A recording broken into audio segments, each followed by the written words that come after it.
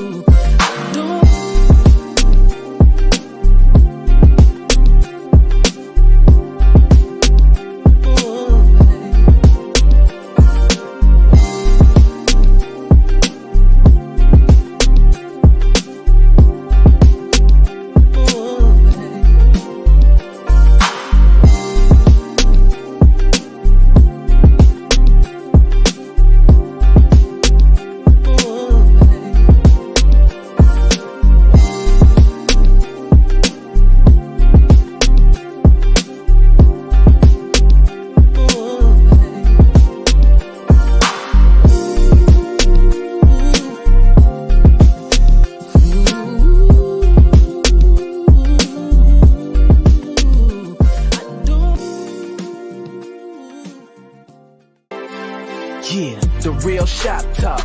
Just come and take a listen. Some grown men with unbiased and honest opinions, and with no agendas, so you just gotta check it. Talking love and life from a male perspective. We keep it authentic, real, no filter. Leave a comment, be part of the show. We here to give you 5 gentlemen's views about manhood, no doubt.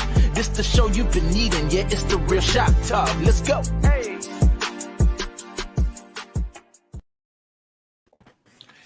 Hey, everybody, we back.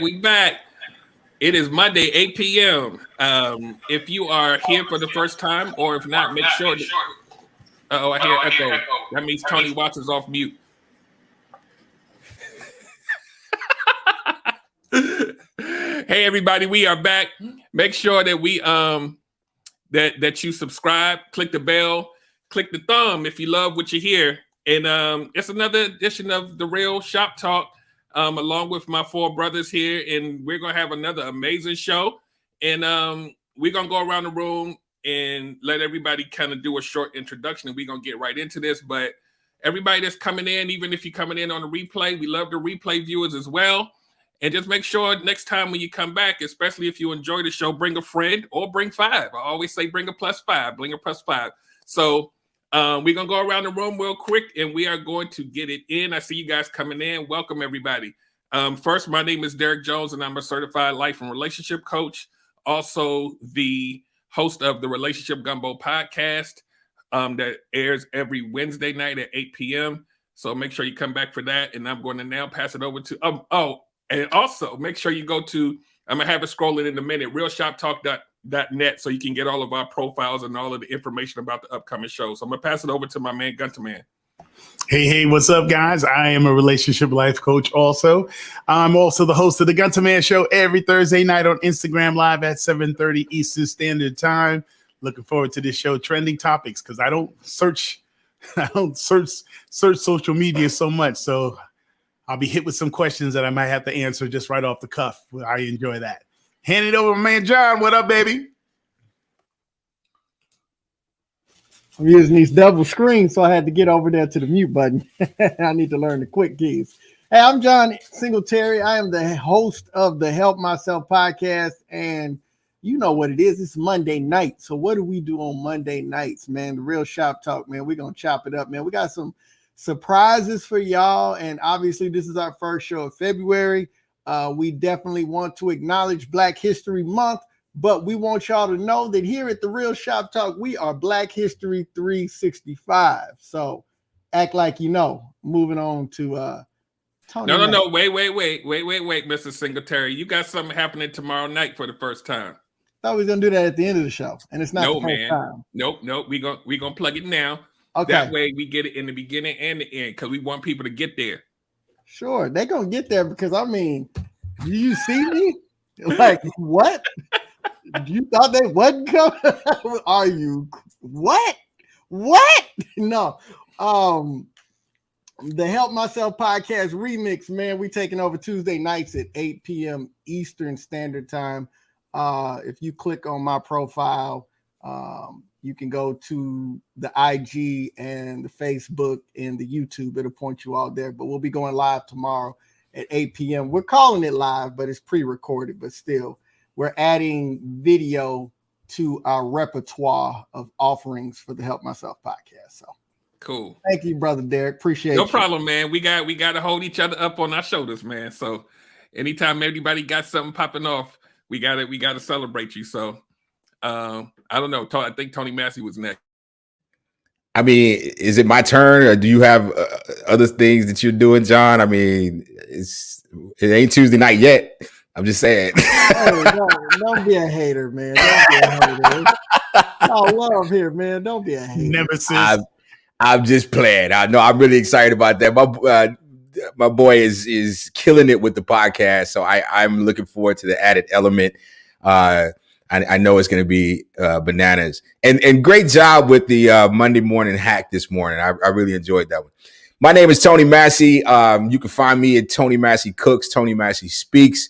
My newest venture is Tony Massey Shoots, where I basically have created an IG page for all of my passions. But my favorite place to be is right here, right now, 8 p.m. on Monday nights for the Real Shop Talk. Passing it to the general, Tony 5000 Watts. Good evening, gentlemen. Good evening, ladies and gentlemen. I appreciate being here. I am Tony Watts. I am the owner of Triumphant Media Group, where you will find Monday Wake Up at 6 a.m. every Monday. Inspiration, turning your mundane Mondays into inspirational Mondays. And then on Saturday nights, we do Triumphant TV, where we bring resilient people out here making a difference in the community. So just check us out. You know, you can, there it is, just scrolling down at the bottom. Just go check that out and plug us in. And make sure you go, if you haven't done it already, go to everybody's page, everybody's YouTube, and just subscribe. Let's go. All right, so guys, this week we're doing our monthly trending topics show, and see y'all know that we didn't hung out that weekend and really, like, we got all of these different things that we laugh at and y'all have no clue. But that's why we bros. We keep a list of inside jokes, so don't mind us. So we're doing trending topics. So I have a couple of, few videos for us to kind of react to. A lot of gentlemen that it's a gift and a curse, but most of the people on the screen don't know what they're going to hear. So you get their live reaction. So they're going to be watching it the same time you are. So we're going to get our reactions and give our opinions. Emphasis on the word opinions. So we're going to give our opinions on what we're getting ready to listen to. Gentlemen or people in the audience, if the volume is not loud enough, let me know and I will speak to, because I've familiarized myself with them. I can speak to what they're talking about. So here we go. Video number 1 coming up. Only in our culture, right, do we allow entertainers to represent us as leaders. That only happened in Black culture, right? And if we look at our culture and we say, well, we the slowest growing household income in America, we at the last pace. So we're not going to take things and models from our culture and say that this is excellence. No, you're not going to see this happen in no other culture around the world where they take their influencers and they take their TikTok stars, they take their rappers, they take their actors and say, hey, represent us on politics, represent us on economics, educate us on things that have nothing to do with your field or representation. Only in our culture that we think that that's acceptable. And we allow media to do that as well. They'll take people who have nothing to do with politics and, hey, come on here and talk politics with us. What about this guy who got a political science major? What about the person that's been doing groundwork in the neighborhoods? You understand me? What about the person that's actually been doing the work? We never take the smartest and the brightest amongst us, project them to produce the ideas to the people. We take the most popular amongst us and utilize them because it has never been about true progress. For the most part, it's been about capturing attention for profit, right? And that's at the detriment of our actual prevailing and winning some of these wars that we fighting on a daily basis.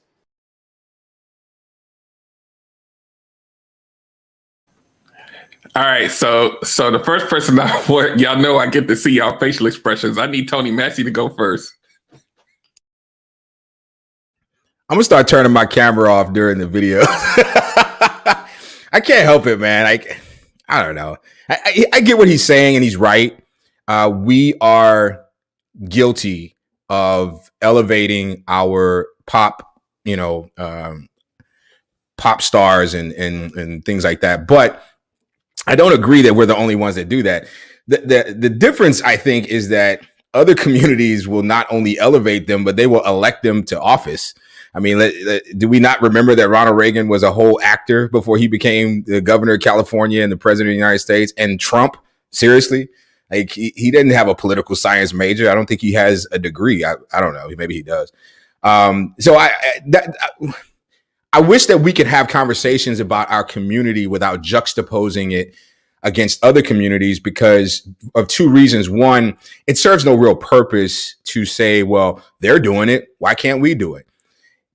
And also you're ignoring the fact that, we are in a socioeconomic deficit, right? And that just can't be ignored. We have to break people of latching on to movie stars and pop stars because historically there were more of them than there were the, titans of industry and political people and things like that. You know what I'm saying? Like, so we have to understand that, our cultural references are limited to sometimes the singers and the movie stars. And we also have to take into consideration that a lot of the entertainers have used their platforms in a very positive way to push us forward.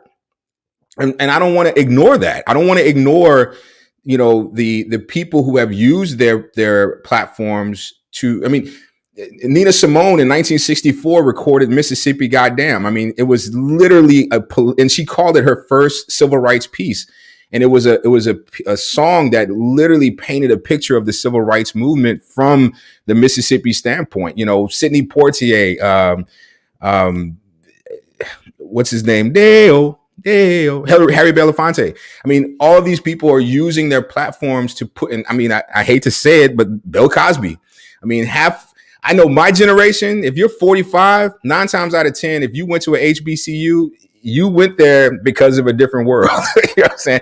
And I don't want to get into the Bill Cosby debate, but I don't have a problem with entertainers using their platforms to push our narrative. But I do believe that we have to be careful about who we knight as leader, because that's where it becomes problematic. If we're going to give someone the leadership role or the community leader role, then, or let them speak for us, then we have to understand what is their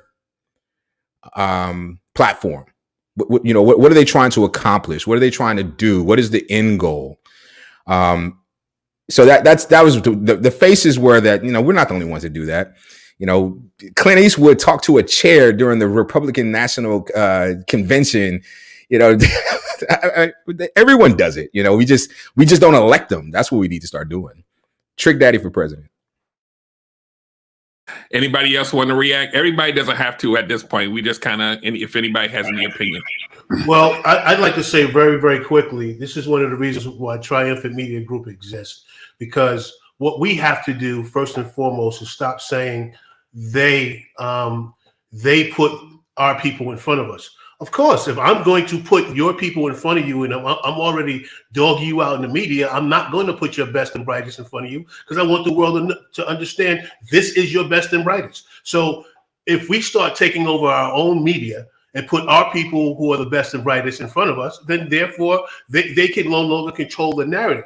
I appreciate the young brother's enthusiasm, but like Tony said, he has to take a step back and really look at the history of this thing and see why we are doing what we're doing, because why they're doing what they're doing, right? And once he understands that, and then he can take his power, right, whatever power he has in the community that he's in, and build platforms that push that narrative forward. We have to stop pointing our fingers at them and saying they did this and they did that, because what we do is when they do it, we log on. So if we start logging off, we win. I'll land my plane there. I think part of the problem is that society clumps us all together. We're not, as individuals, we're seen as a group. We're probably the only group that's seen as this. If one does it, it's all who does it. It represents all of us. How can one individual of a race represent the whole race? But that's what America has done. Now it has turned global. So it's not just simply just you acting, you're almost representing. So we sit back and watch and say, oh, they're representing us. So we have developed that same mindset. All of this is to say what? We're all endeavoring to put forth some type of information that we matter out there. We're constantly trying to push the narrative that we matter. And if it has to be a football player, if it has to be someone that has a gift of music or whatever, we want them out there saying, look, pay attention. We are more than just simply the music. We're more than your entertainment. We're more than your sports stars. We're more. But right now, since these people are being highlighted in our group, we want them to speak for the group, because you're paying attention to them, because you're not paying attention to us. Because when it comes down to it, when you look at it at the micro level, you don't really care about our society. We have the lowest health care. We have the lowest amount of provided for our education. We have the lowest going into our communities. We have the lowest care of all these, when diseases hit America, it hits us the worst, because we have all these underlying diseases. We have the most liquor stores per per capita in the blocks. You have hairstylists, churches, all these things were overloaded, and none of it we own. None of those properties that we own. We're living in communities, standing on blocks, saying that we own it and run it, but none of it is ours. So yeah, of course, we're going to lean to people who already have society's attention, because it's crazy how you would look at it and understand that rap music is still the number one selling music in the world. So is it all about appropriation? Let's stop and think about that. Is it all about appropriation? How you can like all the things that we represent. You could go for the tans. You could go for the bigger butts and bigger breasts and the bigger lips, because that still blows my mind. Because I'm walking here, I'm in the entertainment world, and I see women with lips puffed out. It just looks crazy. You want all these things. You want our recipes for how we cook fried chicken, how we do the ribs, how we do this and this and that. You want all that information so you can use it for yourself, and yet you still hate the people who do it. And if you don't hate them directly, you do nothing to care for the people that you take all that stuff from. So you want that. You want the darker skin. You want the bigger lips. You want all that, the energy and the ability to dance. Come on, think about how dance. You know, at one time in China, they stopped people from dressing like hip hop. Did you know that? That's like insane. They want everything from it, but then you hate the people who it's from. So cognitive dissonance, does that come into play somewhere along the line?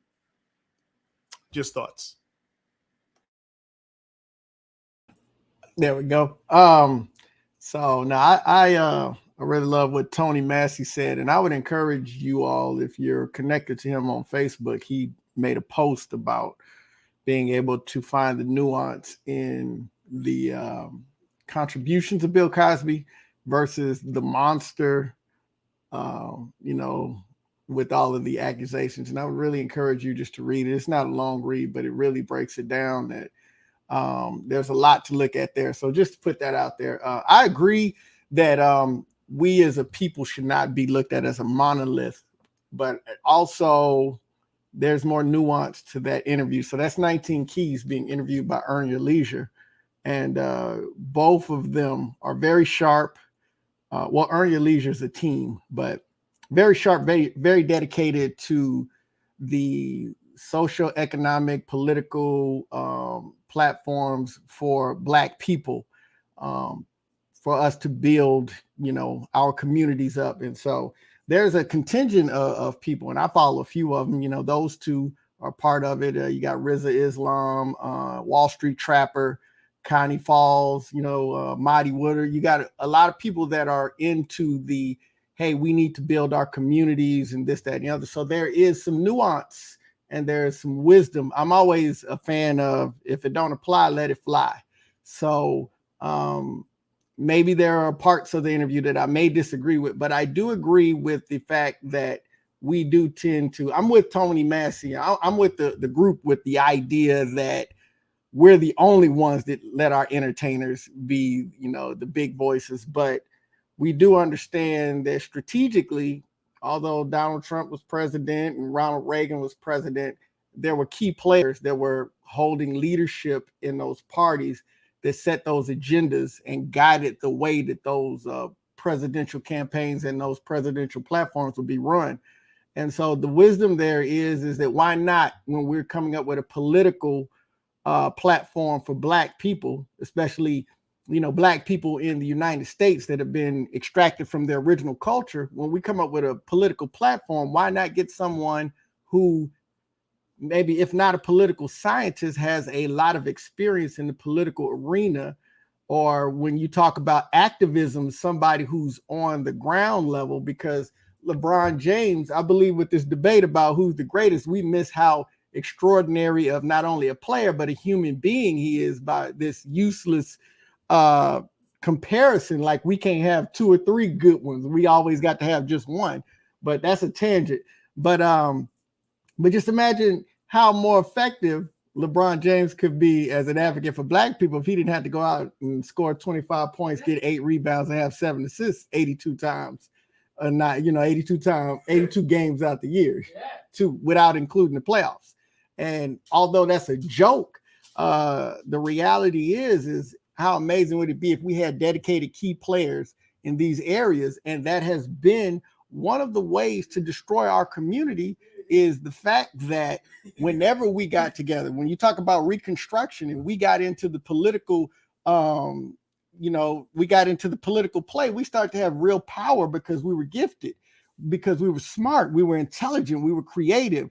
When you talk about Wall Street, Black Wall Street, Tulsa and Rosewood and East St. Louis, and you talk about New York and Chicago and all of these places where we built our own communities, it's intentional for them to come in and extricate us from our base of wealth and our base of community. And so it's intentional that you would make a movie star or a musician your leader, because your movie stars and your musicians depend on them for their wealth, for their voice. And so that's a great strategic play to make a rapper your leader, because who's buying the most rap? White folks. And so they're going to say enough, but we've watched them time after time pull back to where they don't go too far over that line.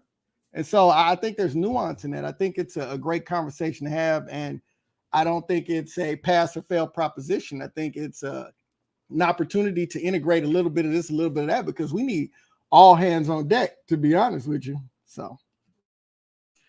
Yeah, and I love everything that everybody said on stage. Y'all didn't leave me nothing left.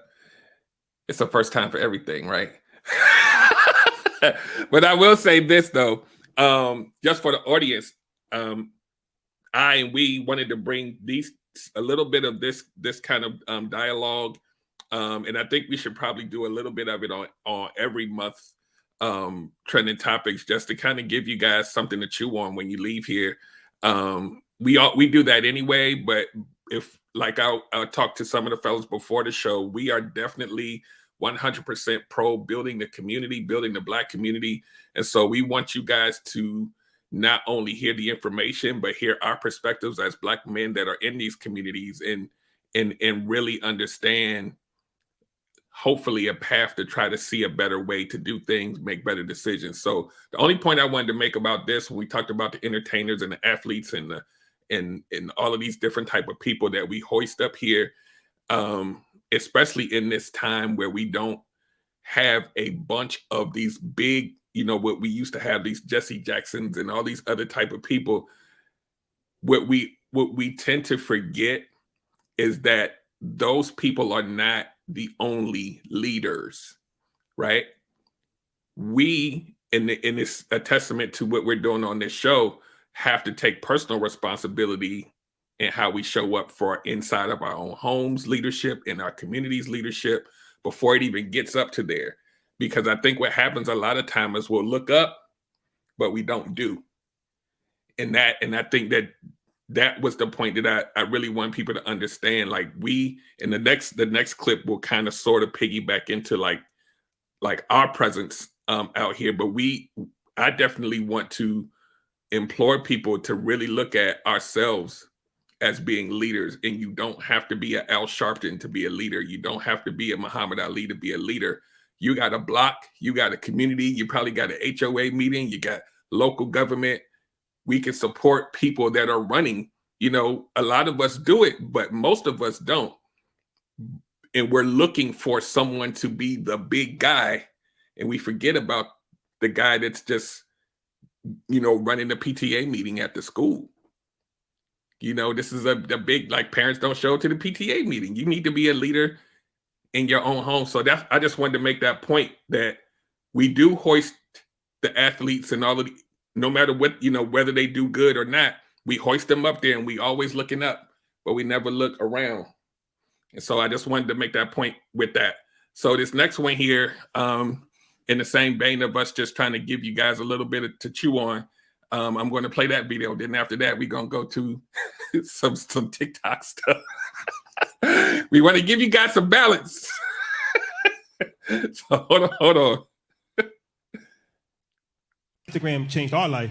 And the ironic thing about the Instagram thing is I wanted to do what we're doing now on Instagram 7 years ago. But I got held up because I figured like people might not really dig it. And you know, public perception and stuff like that. So I didn't do it. Long story short, everything that I thought would happen if I did do it happened in 10 times more. So it's a lot of people that are not actually taking advantage of social media or just anything in general because you think that public perception, what somebody's going to think of you, is not going to hit. And you're really doing yourself a disservice because, like you said, you're a secret. The world needs to actually know you.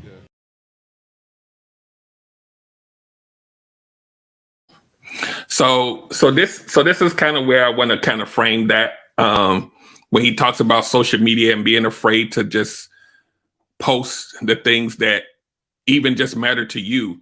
And I think one of the testaments, and I wanted to kind of bring it kind of full circle when we talk about community and just leadership. I wouldn't know none of these gentlemen if it wasn't for social media.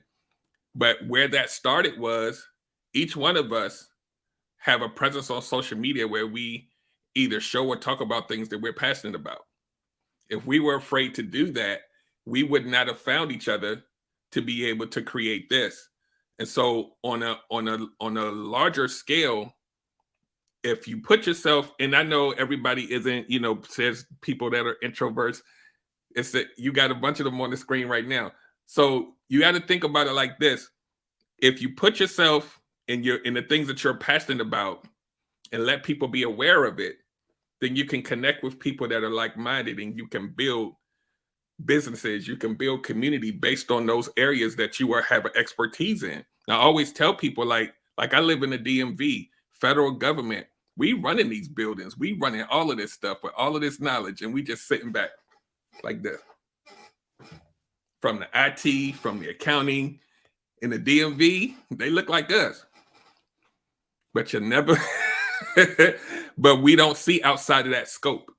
And so that's, I think, to this point of this video, now that we have this access to this ability to connect with each other, we got to use that too, along with all the other grassroots stuff that happened in the community to build it. So the floor, whoever wants to add in or not. So there's two things I want to say. One, and this is a reality that I had to face, and I can't remember who taught me this, but when an idea comes into your mind, especially if you speak it, right? I truly believe in every part of me that when you birth an idea through thought, that idea is going to come to fruition at some point. Now, it will come by your hands or it will come by someone else's, but it will come. Once you put it out there, it's a process. You know, there's the scripture that says God will give you the desires of your heart. Well, the reason that makes sense to me is because there's also a scripture that says, I knew you before I formed you in your mother's womb. So what that says to me is the desires of your heart are not too much for me because I put them there, but I didn't put them there just for you. I put them there and I gave you the talents, the skills, the abilities, all of the things that you were equipped with so that this thing that you birth, this idea, this concept can come into the world and it can glorify my kingdom. So all of us have been given something for the purpose of glorifying the kingdom of heaven, right? And glorifying the kingdom of heaven is, you can do that without, you don't have to be the usher at your church or the pastor or whatever the case may be. You can glorify the kingdom of heaven by being a musician, by being an architect, by being, whatever. But it's all to his glory, because once you realize I can't do this alone and you find opportunities to collaborate, the kingdom of heaven is glorified. Before we parted ways, we all prayed for each other's safety, prayed for each other's prosperity. So this union, if we don't do anything else, we pray before we ate in a public restaurant. This union allowed people to see 6 black men bow their heads in prayer and glorify the kingdom of heaven. If that's all that we were brought here to do, mission accomplished, right? And that's how I see it. So if it's in you, it's for you. But if you allow other people's opinion, beliefs, whatever, to stop you from doing what God put in you, you're not going to stop the blessing. You're just going to stop yourself from being blessed. That's it. You know what I mean? Somebody's going to do it. And you're going to be in a situation where, just like that brother in the video, I had that idea 7 years ago. Yeah, but you buried it. You didn't do anything with it because you were so worried about how it would be received. Remember, God does not call the ready. He readies the call. So if it's in you, it's for you. But here's the beauty of it. And I'll land my plane here. And this is why collaboration over competition is so important, in my opinion. There are instances in the Bible where people were chosen for a thing and never got a chance to see the thing come to fruition, but their seed did, right? Someone got the vision, someone brought it to fruition. One example I can think of is David and Solomon, right? David was given the blueprints, the material, everything to build the temple. But his expertise was in war. So even though he was given the vision, he was not given the assignment. But that doesn't mean the assignment dies. His son Solomon was given the opportunity because David had created peace because he was a warrior. So now Solomon takes over. Ain't nothing for him to do but build temples because ain't nobody to fight no more. And so the vision still comes to fruition. So if you have the vision, write it down and make it plain. Don't put it in language that nobody understands but you. Don't hide it. Don't tuck it away. Don't put it under your bed. Don't put it in a journal somewhere. Write it down, make it plain so that he, new pronoun, not you, he, that's somebody else, who reads it can run with it. That's how it works, man. It's all laid out there for us. So don't allow, and I'm preaching to the choir here, don't allow this belief that you're not fully qualified or fully equipped to rob you of what you were meant to do. And the fact that you think you can do it has all the evidence you need. I'll end there. I gotta say that's perfectly timed. Well said, Tony Massey. Well said. As you guys know on here, I started speaking in schools this week. So Wednesday, thank you guys. Wednesday, Thursday, Friday, I did 3 sessions throughout the day. So 9 sessions altogether. And I was teaching the kids about the power of purpose. The power of purpose, meaning that one of the greatest things you can give yourself is a vision or a dream to chase after, because when you set your mind to something, it blocks out all the other noise. It silences your friends, it silences your peers, it silences society. But you got to believe that if it comes to mind for you, that you have been fully equipped. You have the ability to bring it to life, to manifest it, to bring it out there so the world can see, the world can use it to better, because we've all been called for something. And our calling has been shaped exactly through all the things that we've been through, good, bad, and ugly, has shaped us in a way to go and do that calling in a way that no one else can. But if you don't do it, someone else will. So here I am sitting with hundreds of kids over the last 3 days. And I reminded them that when you have a purpose, that it allows you to direct your energy towards the things that are needed to be done so you can achieve that purpose. And it tells you what to not do, stay away from, people not to engage with, things to not partake of. The mindset is that it gives you direction. Now, once you have direction, you now have to become that leader of self that gets you the discipline to get up in the morning, to shoot after that thing. And sometimes you got to find a why. Why do you want to do that particularly? Why do you think it's been calling on you? What is the desire? Is it something simply you want to do just to make yourself happy? Is it something that you believe God has called you to do? Is it something that you want to do so you can help your family, help your community, you could change the world? What is your why? But you have to understand, it all starts with your believing in self. And the benefit of having a heavenly Father is that you don't have to trust in yourself. You could always trust in him and know that he has the ability to back up that thing which comes to mind. Because one thing the adversary doesn't have the ability to do is place things in your mind. He could only work through your five senses by presenting things to you and watching your reaction and knowing if he presents a certain thing, you're going to react that particular way. But for us who believe, God can plant those seeds, and that seeds are planted, you have the ability to run with it. So let people see you run. And if it's not you, set it up so well that those who've been watching you, observing you, and collaborating with you can continue the cause.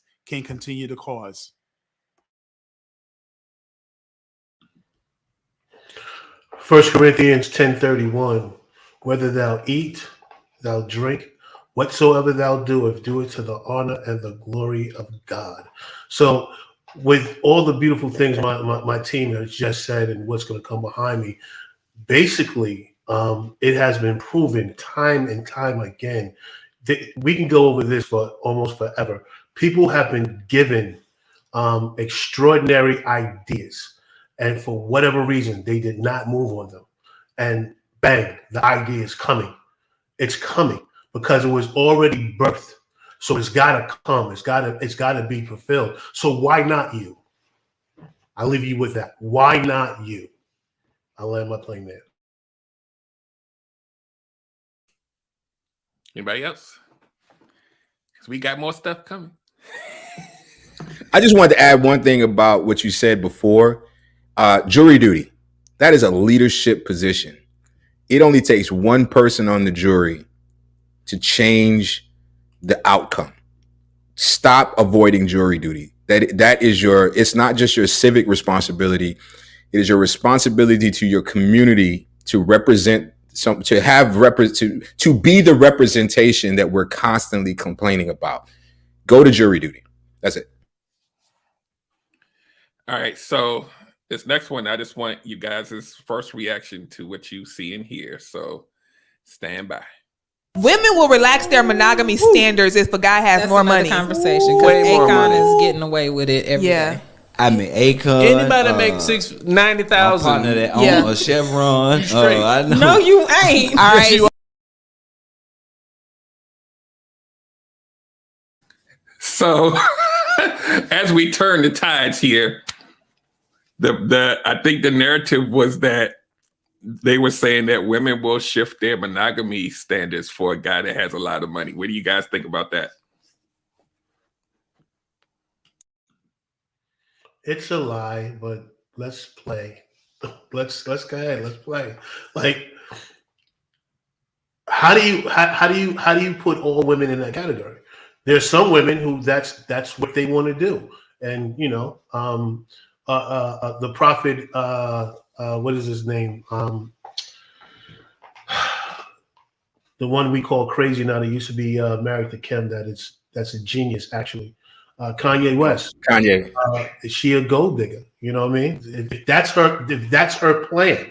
Her plan is to find a man who has money, who will give her everything she needs. That woman will turn her 9 times out of 10 might turn her back on him having other plans because she's now gotten what she went out to get. She has a man who has all kind of money. She had a baby by him. Now she's set for life. That's a possibility. But majority of women who are getting to a real relationship are looking for one man to take care of them. And no matter how much money he gets, she's not staying for the shenanigans. So I don't know what Shorty got, what she said from, but okay. There's a woman right now, as we are speaking, that is being cheated on by a dude that his only job is to build the chicken McNugget boxes at McDonald's.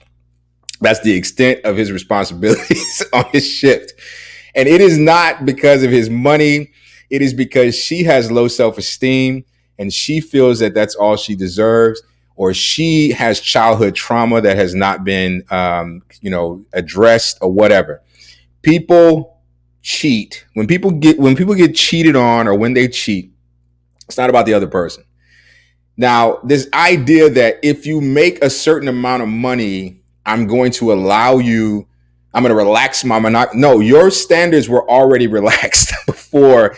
The money just is your red herring. It's your excuse. It's your way of justifying this, because it's socially acceptable to be cheated on by the owner of McDonald's, but not the dude that builds the boxes for the chicken nuggets. That's the only reason that people are saying that crap. But cheating is not about, financial, abilities. Now, I will say this: cheating for sustained affairs are a rich man's game, because it takes a lot of money to, create, experiences with two different women.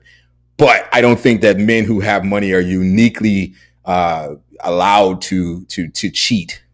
That's ridiculous. If that's the case, then why is it that Bezos had to split half his money? I don't know if he had to. I think he chose to. Because he made it right back in this pandemic time. He made it right back. So I'm a devil's advocate here, because I did not necessarily hear them say cheat. I heard them say monogamy standards. And our brother Derek Jones did a live where he talked about conditions. And me and him had this conversation. It's so amazing. It's just, you'll see tomorrow, bro. We're on the same page with a lot of stuff. But we were talking about this weekend, that you can have your standards and they're going to be this, they're going to be that. But when somebody make you feel that ooh-wee, them standards go right up out the door. Listen, when you feel that ooh-wee, all that other stuff is out. And we've seen it. Man, woman, you make stuff work that you wouldn't make for somebody that don't make you feel that ooh-wee. But what cracked me up, man, is the dude at the end talking about shoes. This dude's out here with $90,000 a year. So monogamy standards. So we'll recognize that probably the prevailing ideal here is monogamy. So one man, one woman. But I believe as a collective of educated men and our village educated with experiences, we understand that there are people that agree to, what do they call it? Ethical, non-monogamous relationships, and I will say, in a situation like that, money would make that a much easier situation. To me and a buddy of mine, we were just having a discussion because a comedian said, hey man, dudes that don't make no money should not be out here having casual sex. It'd be like, if you gotta get a mortgage or rent an apartment, they say you gotta make 3 times whatever the cost of the rent or the mortgage is. And it's like, these dudes is out here having casual sex and they ain't got 3 times what it costs to have a baby. So, and I said, hey, it might be something to it. So I'm like everybody else. I don't unilaterally agree, but I am certain that there are situations where having longer dollars makes a non-monogamous agreement more palatable to some folks. I'll say that.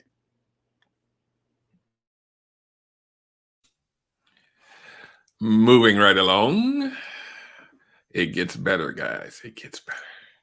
So I want you guys to have the first reaction to this next one here. Hold on one second. Let's see where we're going to go. And to be honest, man up. Say what it is.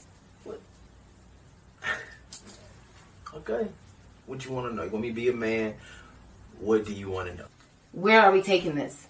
I honestly thought we were just having sex. I don't see us going any further than where we are right now. Like, I genuinely only started talking to you just to have sex with you. Now, you want me to be honest? Now, we're listening. We're here. We're talking. I want to have sex with you. I'm not understanding. I was vibing with you, and clearly you were vibing with me. We have so many things in common. We were going on so many dates. I really thought you liked me. We don't have anything in common. I get it. When me and you went out, well, we were chilling. It was a very nice day. You were funny. You were funny. I can tell you that.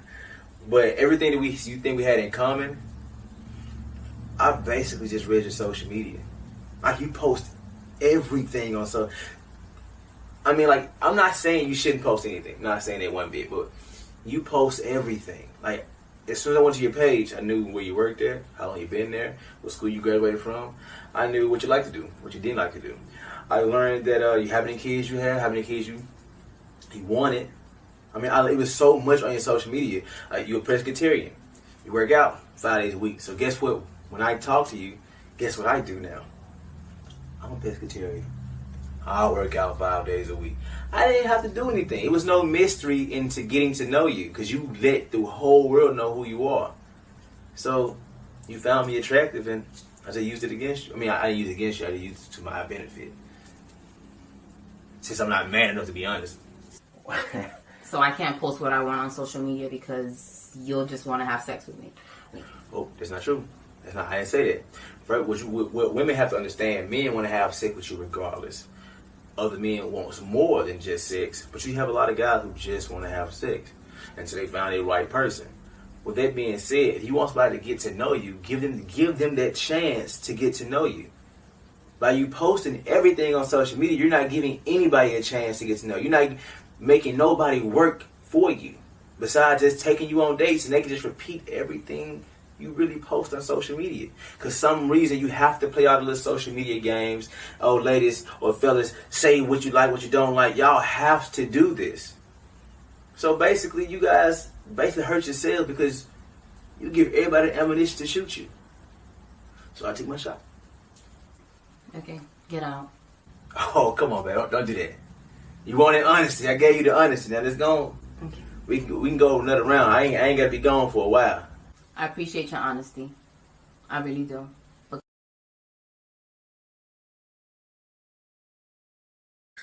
Who's going first? I'm not going to go to you, Tony Massey, but I should. I'm not. The other visceral reaction I saw was Tony Watts. So we're going to start with you, sir. Well.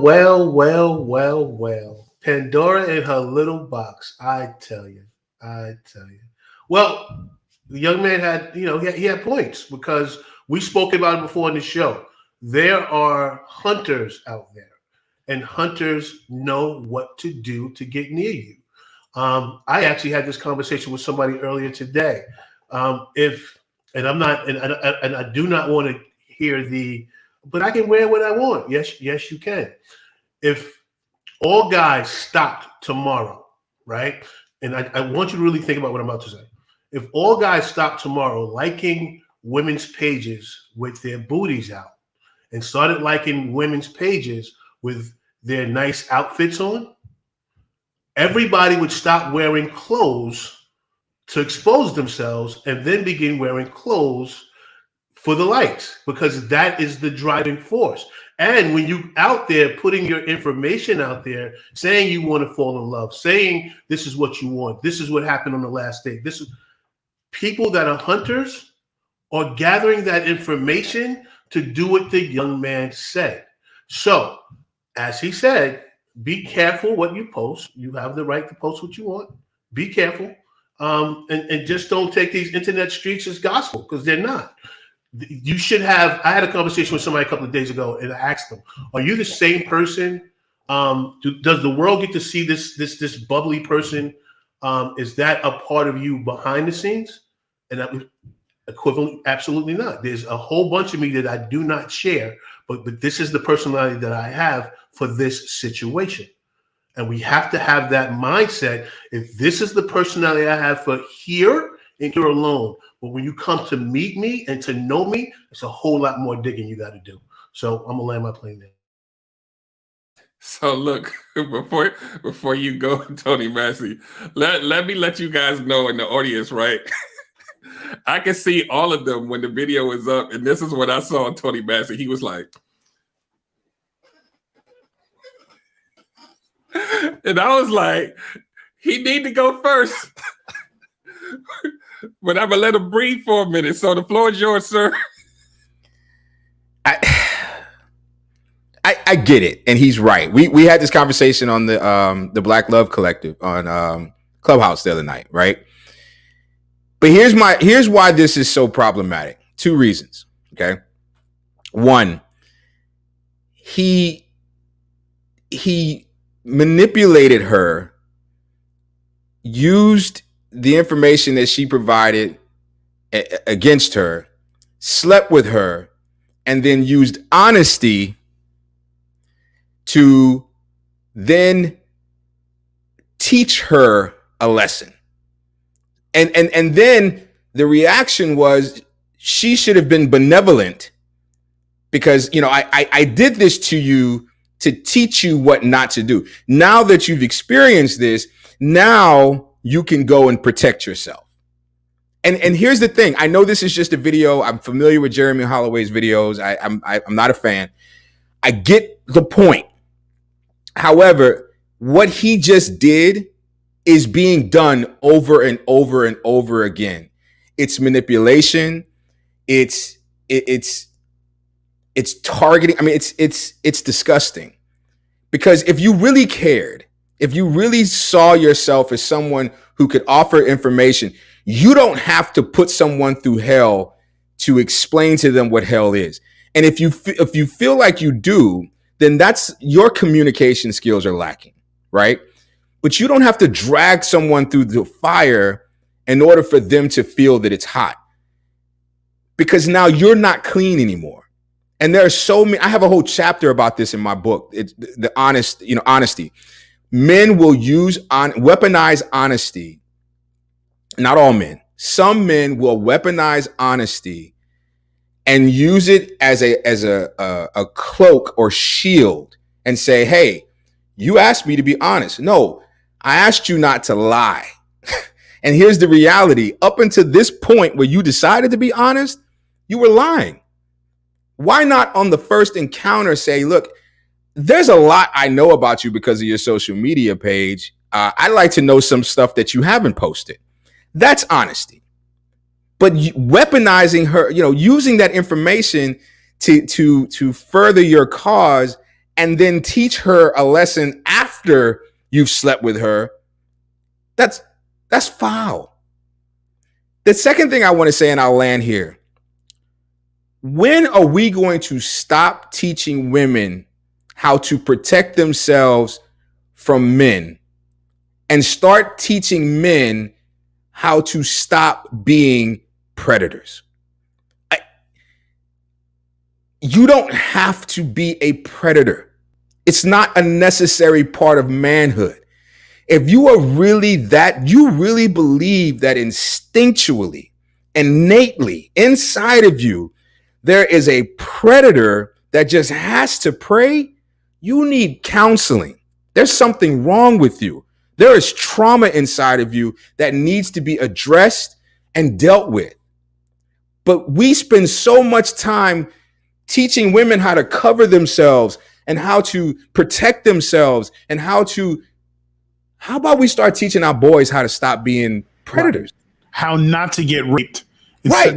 Exactly. We're teaching women how not to get raped, but nobody's telling the boys, don't rape. don't put stuff in people's drinks. You know what I mean?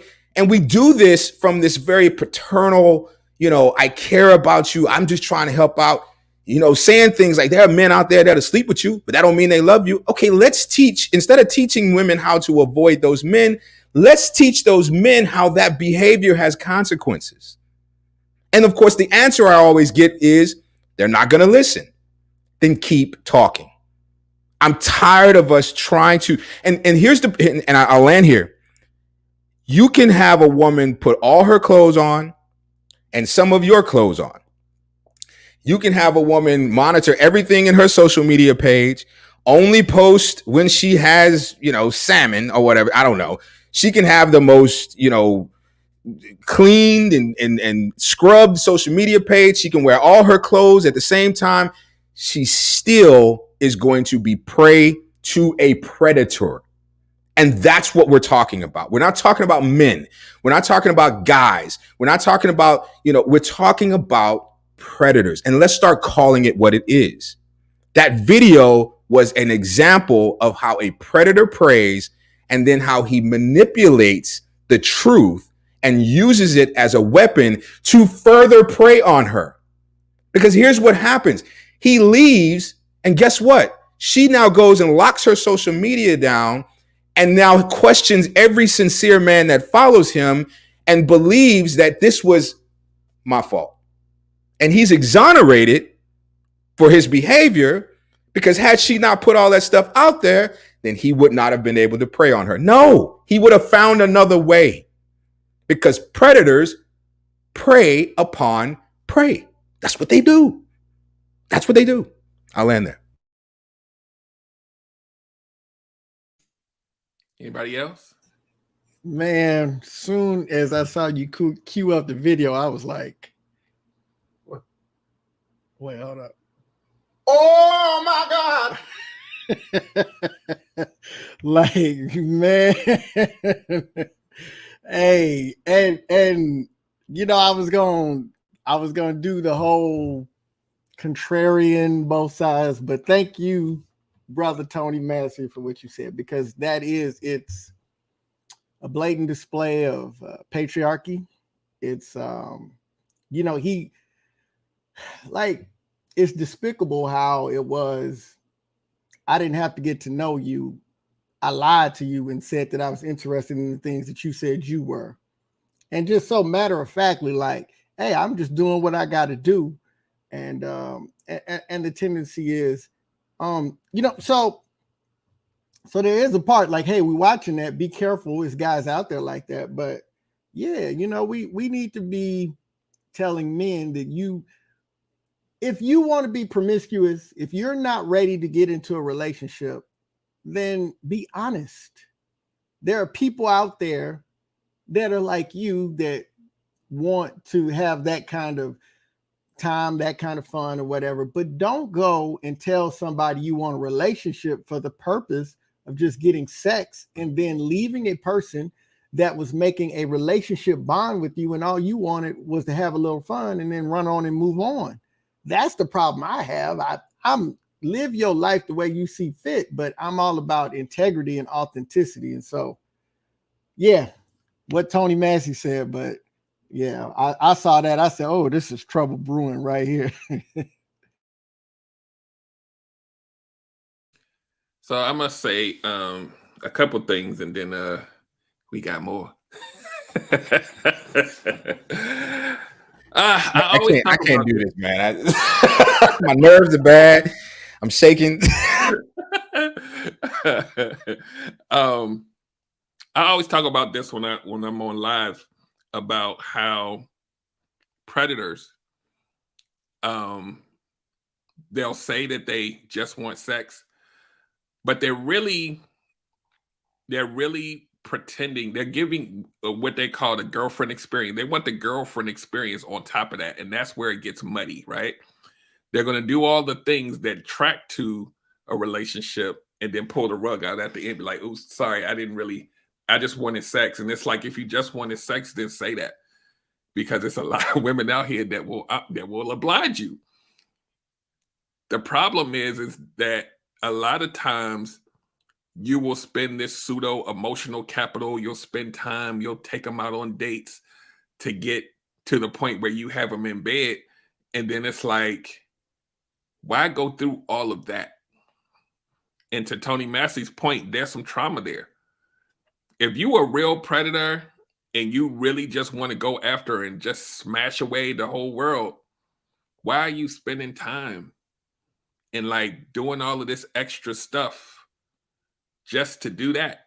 There's something in you, I believe, deep down, that also wants to feel that part of it too. And that's an even larger problem, because it becomes something that's that's even harder to recognize, because probably some of that stuff there's something in there that maybe from childhood or whatever that needs to kind of get close to you, and then they know they can't go past a certain point because then it gets real. And you got to be vulnerable, and you got to. So let me go ahead and just, oops, my bad, I hurt you. I was just trying to get mine. I'm being honest with you now, and then the expectation is for you to say, well, at least he was honest. It's too late. Because now you hurt. And unfortunately, there's going to be a lot of circumstances where, crazily enough, that woman may say, well, at least I got all the honesty out of him. Let me give him another chance. And then that creates what I call a cycle of terror, because it doesn't end now because you in it. But yeah, so that I mean, it's tough because I never would ever tell a woman to just lock it all down, close your social media, and create a version of yourself that isn't as expressive and free. And like you said, Tony Massey, even though you got crucified for it a few times, man, we do got to try to hold our brothers accountable, hold ourselves accountable, man. That's huge. And if you say, oh, well, this dude is 50, he ain't gonna get it, then find you a dude that's 20. But we got to start somewhere. Or it's going to keep repeating itself. So I'm going to land there. I'll jump in now. Oh, yeah, go ahead. I'm sorry. My bad, Gunter Man. No worries. I sit and I listen to that story, and I can completely see Tony Massey's perspective on that, the predator, the devourer, to do all the lying it takes to get to the drawers. But growing up, if you're 35 and older, 45 and older, you grew up with the town people saying, the neighborhood kids or even your uncle saying, get as much as you can. Get as much as you can. So as we sit here as the men, the byproduct of that mentality, we can shake our heads in disgust. But at some point, some form of that was also us. Let's be honest with it. We can say like the older pops, and we looking at those boys who are out there running and doing, but like, wait a minute, wasn't that kind of me? Isn't that a little bit of me coming out of his mouth? Because if we're going to keep it real on the Real Shop Talk, we can't just point our fingers at the men and say, hey, that's a predator. How about, hey, that's a reflection of who I used to be until I got grown enough to know that crap don't matter no more. That stuff don't meet the deep desires of your heart.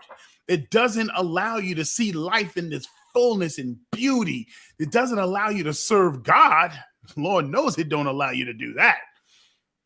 So as we sit, these 5 men understand that we can speak down about those acts, but we were those guys. We might not have taken those same steps to get to the sex, but we were after the sex. Because I know, if I can tell you, Tony wants to be my witness. He knows I've never gotten into situations where I was just say, let me go to this place and see how many people I can hit. That was never me. I'll go to a place so I can dance. That's it. I wanted to dance, but the byproduct of dancing led to that stuff. So was I also a predator by using my dance skills to lure them in, to get their genuine interest and feel that I would want to be, if he could move like that on the dance floor, imagine what he could do. So the doors became open. Because, like I said, back in the days, nightclubs, the biggest nightclubs in New York City, would shut down the dance floor completely so I could dance all by myself. So that everyone in the whole entire club could watch me dance. So was that predator? No, that was just me out there having a good time. But did it lead to me having sex with a bunch of different people? Yeah. So now what do? So we set up this community of men who are now sitting here speaking, but we got to speak from a position in place to say, first of all, that was me. Then now, here's the downside with doing that. There's some stuff that we've probably been through in the past, some traumas that we haven't dealt with that caused us to do those type of things. Maybe directly, not directly like that guy was talking. But there was something in us that we've been through that caused us to be that way, because not all guys are that way. So what are those things? Was it abandonment?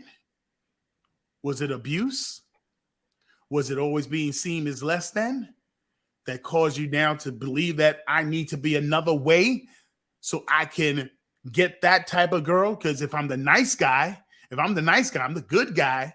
Good guys, what was that saying back in the days? Good guys finish last. Good guys ain't getting the girls. So what do I need to adapt to put on? The mindset I need to have so I can now do what those other guys are doing, to get those popular people, to be like them. So as we build this community, we are the voices of men who have been there, done that in some way, shape, or form. And now we're here to tell the younger generation it wasn't worth it. We damaged some people out there. We hurt some hearts out there.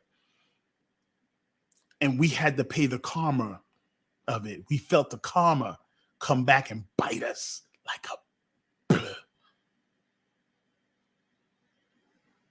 We're here to inform you that is not the better way, no matter how much culture pushes it.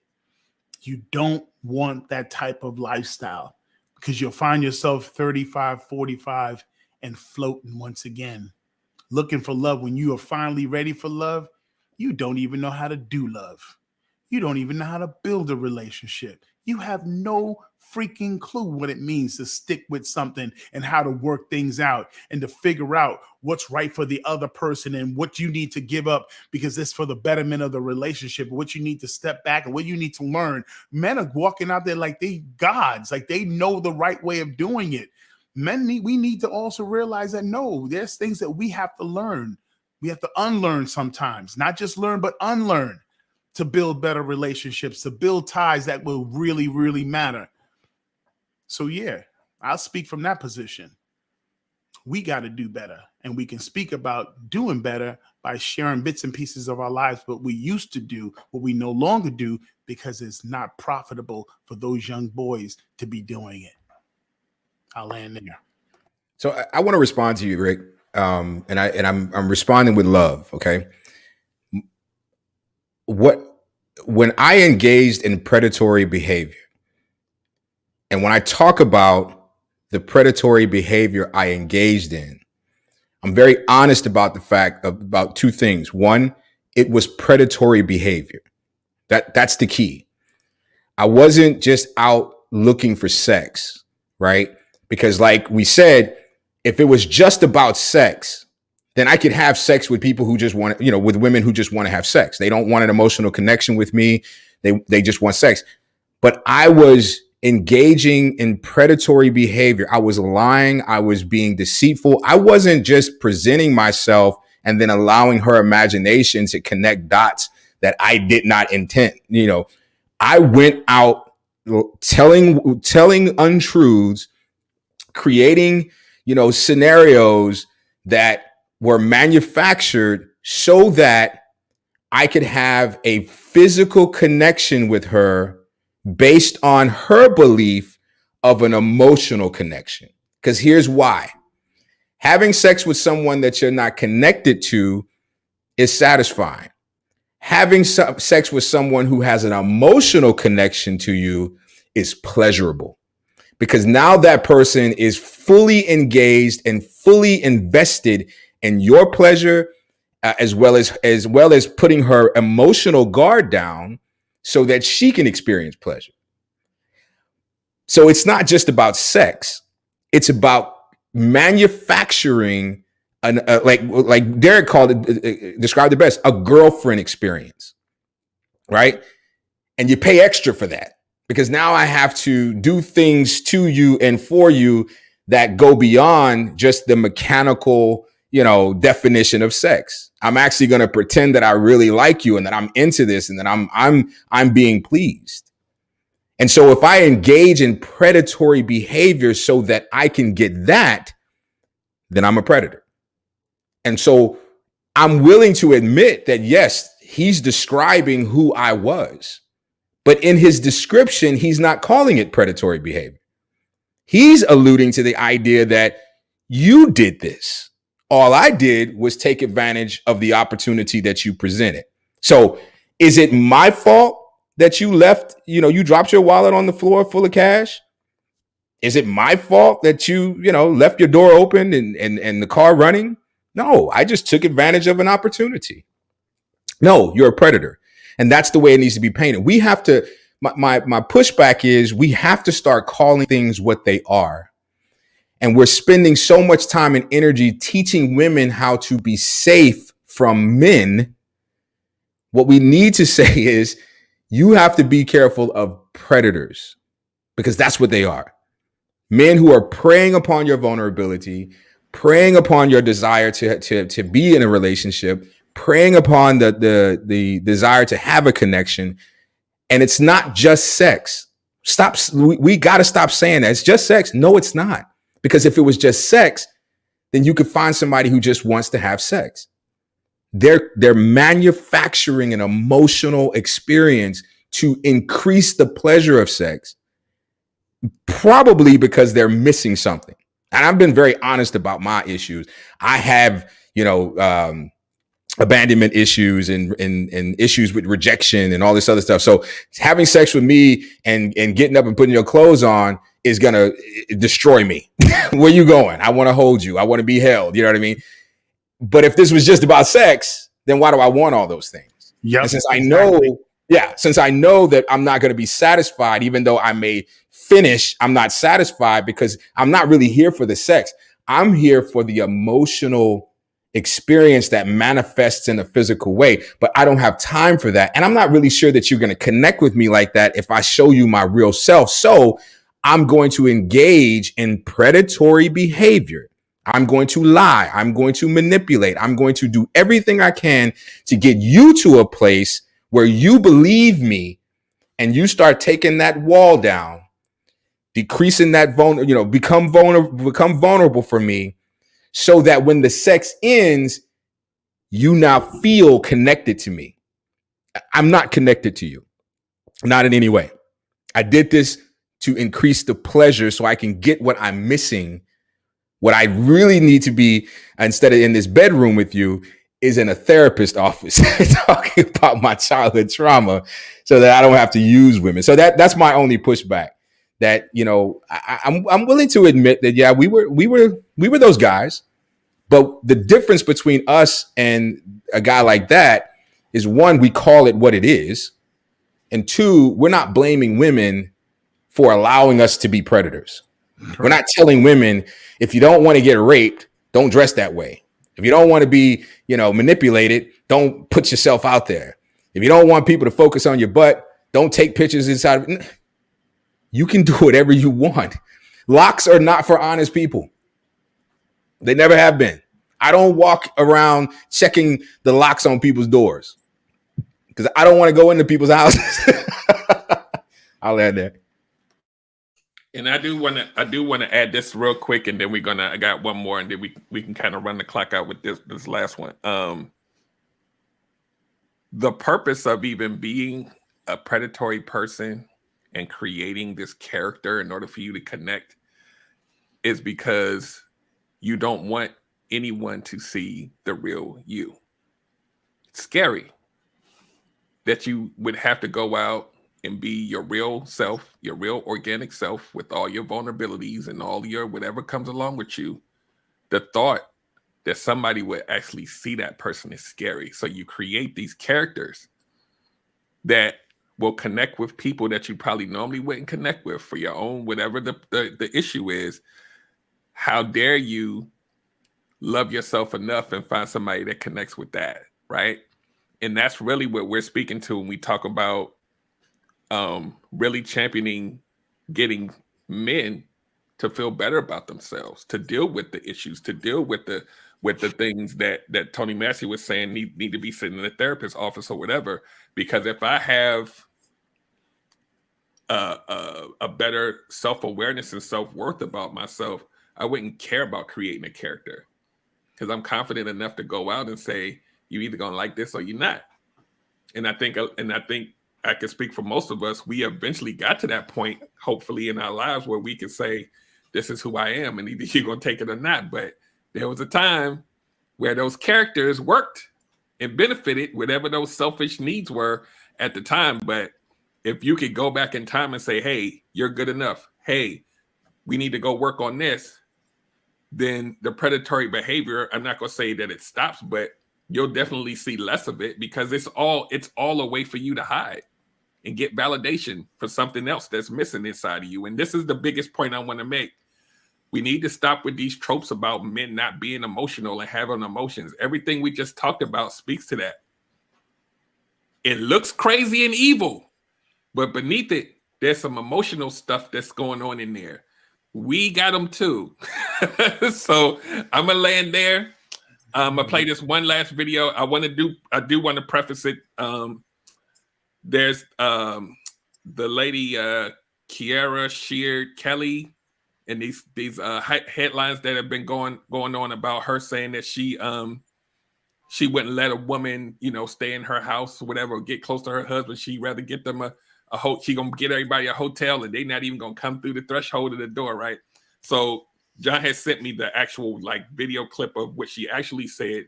It doesn't say exactly that, but I do want to play. It's not the whole 6-minute clip. I kind of chopped off to where we need to hear, but I want you guys to hear it. And then give your initial reactions. And I believe when we were together, we had a similar conversation about men and how we, if you're going over to your, we could talk about it on the other side, but we did have a similar conversation when we were together about, if you had a partner, you went over his house and he had a wife, that you wouldn't just go in there. We had that conversation. So we're gonna talk about that. But I'm gonna play this clip real quick, and then we're gonna wrap it up on the other side. So hold on. I'm down for it all. And you know what? There's I know you said you're really close with your mom, and I know she gives you advice, and there's an ongoing rule. My mom tells me the same thing. I'm not married, but once you're married, do not let another woman into your household. And I know you have close friends, and we've seen it on TV, reality shows. We've seen it in real life, seen it on court shows, talk shows. You let a family member, a close friend, stay at your house for a while. Maybe they need a place to stay, and something happens with the husband. Are you mindful of that? Does your mother warn you of that? Like, Kiara, I know you have a good heart, sweetie, but there's no woman that's staying in your house. Unless it's your sister, a sister, that's fine. But absolutely, Tashara, my mama has already, look, don't have too many people around you. Don't get comfortable. I don't care how good you trust or whatever it is. I'm very mindful and very careful. I will buy a friend a hotel room before I let them stay at my house. However, I am a prayerful woman to discern the space that I am in. I'm also very cautious of what purpose am I supposed to serve in this person's life?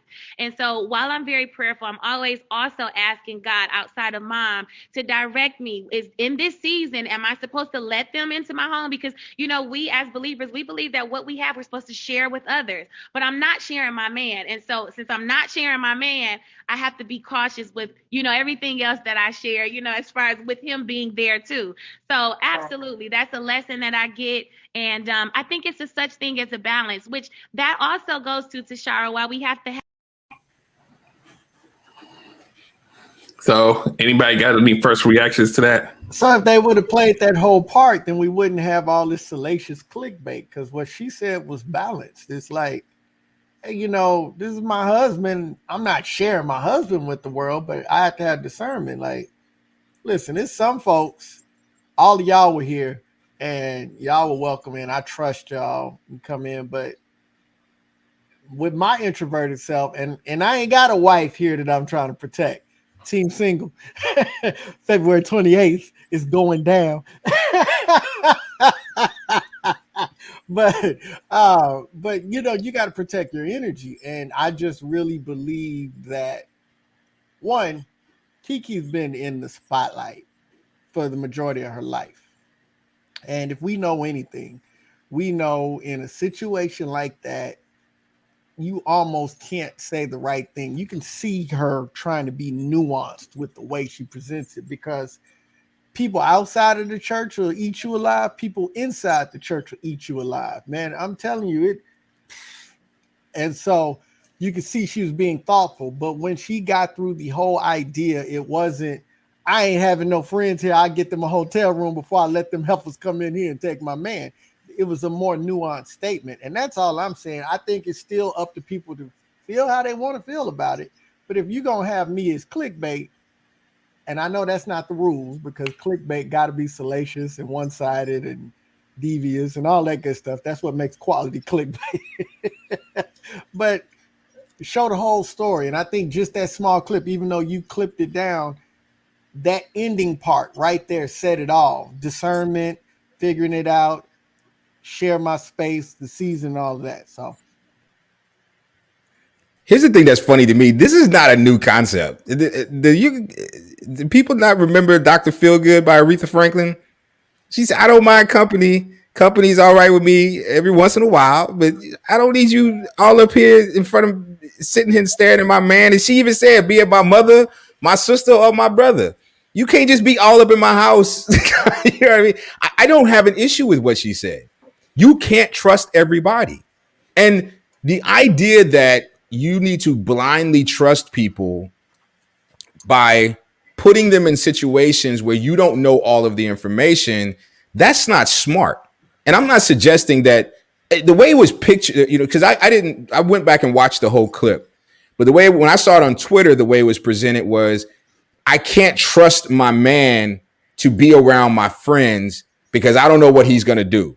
So rather than put my man in a situation where he may be tempted, I'm going to get my friend a hotel room. That's the way it was presented on Twitter when I first saw it. And yeah, I felt as a man, I'm like, are you serious? Like, you really think I'm just walking around, your best friend is here, But when you hear it in context, I believe this whole, I trust every man on this panel, but there are proper things to do and there are improper things to do. And we talked about it. Derek, if I've met your wife is a wonderful person. I've talked to her, the whole nine. But if I came to your house and you're not there, and Alicia said, Tony, come on in and wait for him inside. Thank you, but I'm going to wait right here. And that isn't because I'm afraid if I go in the house, I'm going to have sex with your wife. That's not the reason that I'm sitting in the car. I'm doing it out of respect because you're the man of that house. And there's no reason for a man to be in your house if you're not in your house. That's just a respect thing, right? But then you also have to understand that people want what you have. And this is a reality that I know we don't want to face. But there are people out there who believe that you, especially if you have a good relationship. Chris Rock had this great joke where he's like, you can introduce a woman can introduce a man can introduce his girl to his friends, and he'd be like, oh man, she's a great girl. I hope I meet a girl like that one day. But if a woman introduces her man and he's a good man to her girlfriends, she's like, I want him. And so not putting people in situations where there is that opportunity. I think that's a very smart thing to do. And I think that if your friends respect you and respect your relationship, they won't feel some kind of way. And the last thing I'll say is this whole sister brother thing, I think is cute. I really do. I think that's so wonderful. My husband's friends are like my brothers. No, they ain't. I'm done.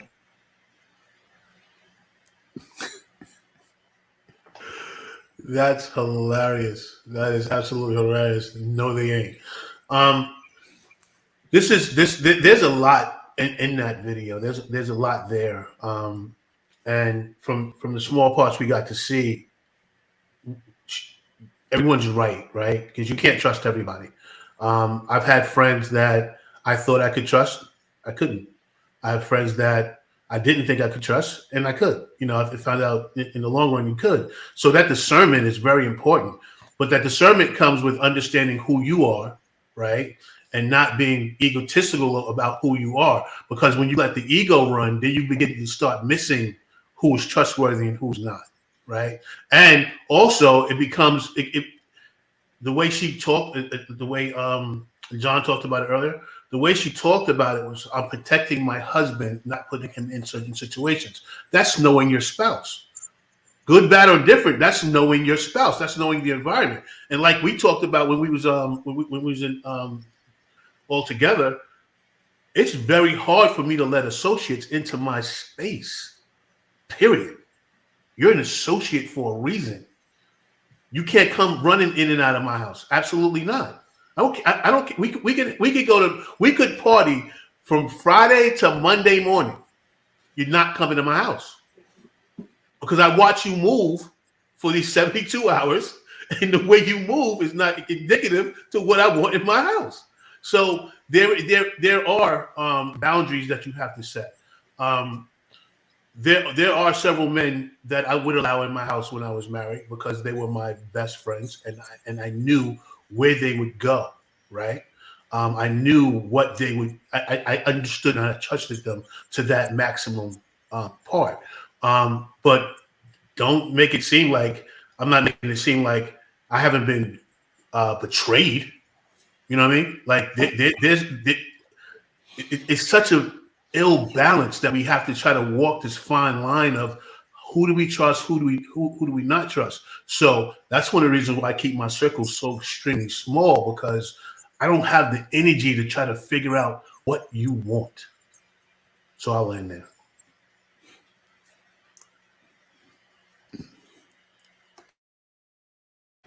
I can say for myself, growing up, you know, once again, as an entertainer and not really having any super duper close friends, it's great when we were in DC, Virginia, the DMV, that I heard stories like this. You know, like Tony Massey gave a really great perspective about his sharing about, you know, there are certain man rules that you don't out of respect. And I'm like, I wouldn't even know that was a form of disrespect, because I'm just hanging out with whoever. If I'm waiting for my buddy, I'm waiting it out because my mind's not even thinking that type of stuff.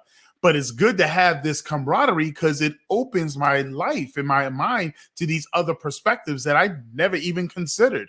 Because if I was going to Derek's house and he wasn't there and his wife Alicia, I would think that, okay, I'll go inside and sit and wait. Not thinking that I'm disrespecting him. I'm just being honest. I wouldn't even think that, wouldn't even come to mind. But then I could also think that how long I've known Tony Watts and I've never even seen his house, you know? So I'm learning. What I'm saying is that it's dope to have you fellas in my life because you're opening up my heart and my mind to so many new perspectives, especially when a place of respect. Because I respect all you guys. I'm enjoying how close we have gotten in this short period of time. And we need to keep meeting more and more because I'm learning a lot from you. And I'm not just saying it. It's not just an empty, kind word. I'm learning so much from you guys. So real quick, I'm not the best person to learn from, Gunter Man, because when it comes to man rules, there's very little play with me. So I could be on an extreme that you don't want to follow. So real quick, when we did the dedication to Derek, right? And because I have that thing that I trust you, so you should trust me. So I reached out to John and said, yo, why don't we reach out to Alicia and have her come on and speak? And he was like, no, we're not doing that because he hasn't introduced you and me, like me, to her to make that phone call without Derek understanding what we're about to do. And I was like, wait, let me clean that up. I said, hey, we not gonna just be calling that man's wife. Right, exactly. That's not what we're gonna do. Exactly. And I had to stop and go, you're absolutely right. I have never met her outside of what I see her pop up on a comment. I've never spoken to her. So what makes me think because we're close gives me the right at this time to make a phone call to her or try to reach out to her to say, hey, we want you to do X, Y, Z. As innocent as it is, there's a protocol that needs to be followed first. And that's all we're trying to say to you guys. There's a protocol to all of this. That's the word, protocol. They're not hard and fast rules. It's just understanding that I want to be above. I don't even want the perception of impropriety. That's how much I love you. That's how much I care about you. And that's how much I want to respect our relationship, because I never want it to be said that Tony Massey did something inappropriate with my wife, my family, or whatever the case may be, because I want to be above all that. And this is why I love old people. They would just make rules and not explain themselves. Like my grandmother used to tell women, don't let a woman sit on your bed. And it was a mechanism to stop women from sleeping with your man. But no one said, well, why? That doesn't make sense. They just did it. We need to just go back to that time. Don't put my purse on the floor. Okay. Kalisha said she really questioning our friendship. I just got one last profound thing to say, and then I'll let y'all say any last statements. Y'all need to stop using my wife for all y'all examples, damn it. That's all I got. So, well, it's either your wife or my wife, and y'all better keep my wife's name out your mouth. And I was just ready to come to say, we got to get John and Rick booed up, so then we can use some exactly. It won't be long. Boo! That's all performative. It won't be long. Boo! It won't be long. Boo! Anybody got any last words before we get out of here? Nope. All right, guys. We thank you for coming again. Like we always say, bring a +5 next time. The content is amazing. Next week is going to be interesting. Valentine's Monday, and John and Tony Watts are going to be handling it with 3 amazing ladies coming on. What was the title again, John? Crazy something love? Stupid love. Crazy stupid love. So y'all, if y'all are not hanging out with your boo, make sure you come and check that out. Y'all spend time with y'all boo. Just catch us on the replay because it's gonna be fun. Me and Tony Watts already got shenanigans. Right. Instead of Netflix and chill, real talk and chill. Let's go. But watch the whole thing though. Don't force John halfway through to ask, "Are you still watching?" I don't know if yeah. I don't know if I want to think that people gonna be doing that while we on. John, halfway through, you gotta turn your mic on and say, "Y'all still watching? Click here."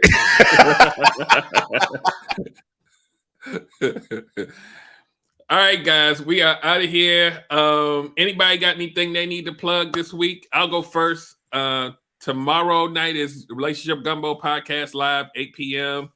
I'm going to be talking about y'all will see the flyer because I literally just had this epiphany. We're going to talk about not letting the validation monster consume you. Y'all know that I do these analogies, so make sure you come back and check that one out. It's gonna be a good one. Yes, on Wednesday at 8 Eastern Standard Time.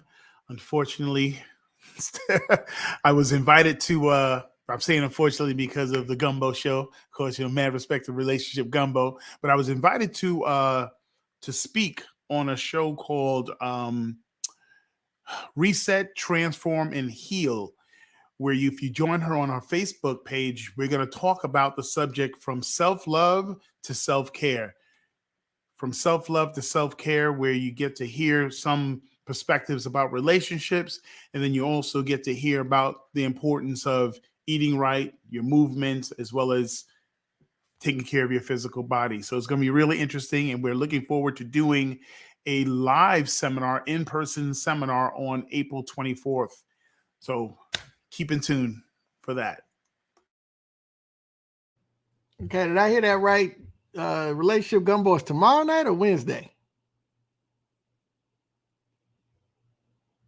Speaker on, Derek. You're right. I corrected it in the comments. It's Wednesday, not tomorrow. Tomorrow's your night. I ain't trying to steal your thunder. Hey man, I'm all for open competition, man. Let the best show win. Let's see who it is. It's enough for all of us out here. We can all eat. You right about that. and we all do the replay. So, none of that's a big deal. But tomorrow night, Tuesday at 8 p.m., the Help Myself Podcast remix will be talking about start from where you are. And Derek Jones been getting all up into my topic tonight. So if nobody watch, I want Derek to watch because I think he'll enjoy the show. Oh, I'm definitely going to be there with my popcorn and everything. Yeah, so we'll be doing that tomorrow night. And then on Thursday night, I'll be on another show. I just got the invite earlier today, so I don't have all the details, but I know it'll be Thursday night at 7:30 Central, so 8:30 Eastern. And I'll put that contact information out. All right, we good to go. All right, guys. Y'all have an amazing rest of your night, an amazing rest of your week. Make sure you plug into realshoptalk.net and click on our profiles. If you missed anything that we just said, it should be, you'll see that information disseminated through our individual profiles. So stay connected. Come back next week, same time, same place, and we will see you next week. Have a great evening.